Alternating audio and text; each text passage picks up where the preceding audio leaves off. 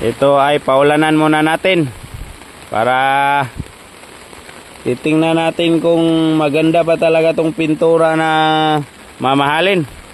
Hindi ba madaling mabaklas? Oh, ito na sa'yo, Boss Bidad, ang iyong DA17B 4x4. Oh, bukas, ngayon ipi-PMS, papahibi PMS natin to sa ating chief mechanic. And then bukas ititento, lalagyan ng mga magandang mga accessories, reverse camera, stereo. So ito na, itong Hilux natin wala nang washing kasi sobrang busy ng mga tao. Oh, tingnan nyo.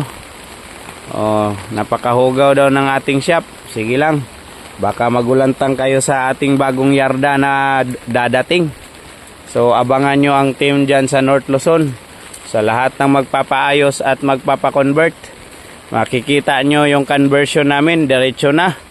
Tapos paparating na ang ating mga stocks ng DA17W, DA64W na walang putol.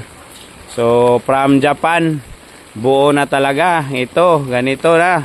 So conversion na lang ang dating dito mga boss, di ba? Oh, kahit naulanan, hindi lang basta nainitan, kahit naulanan sumisinaw-sinaw pa rin. Oh, nagre-reflect pa nga ang mga kulay ng ating sa bahay.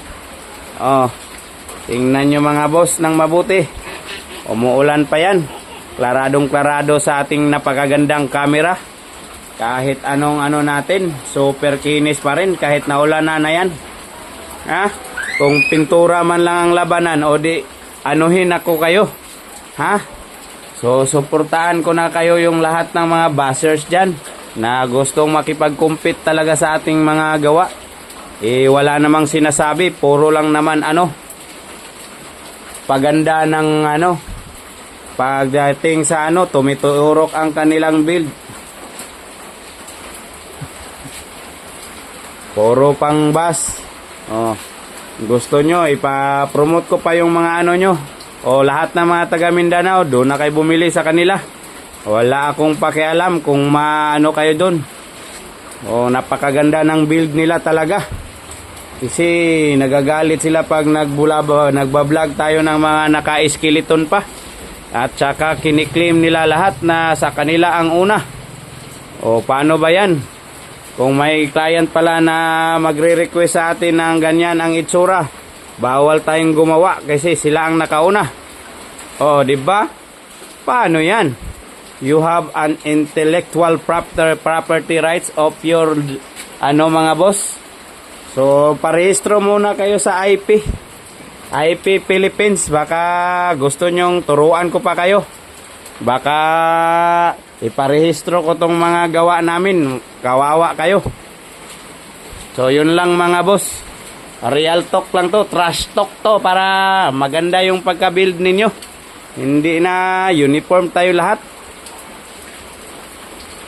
kasi nadala na ako sa lahat ng unit ko. Alam na mga customer ko yung mga naputol-putol dati, ang daming naging problema.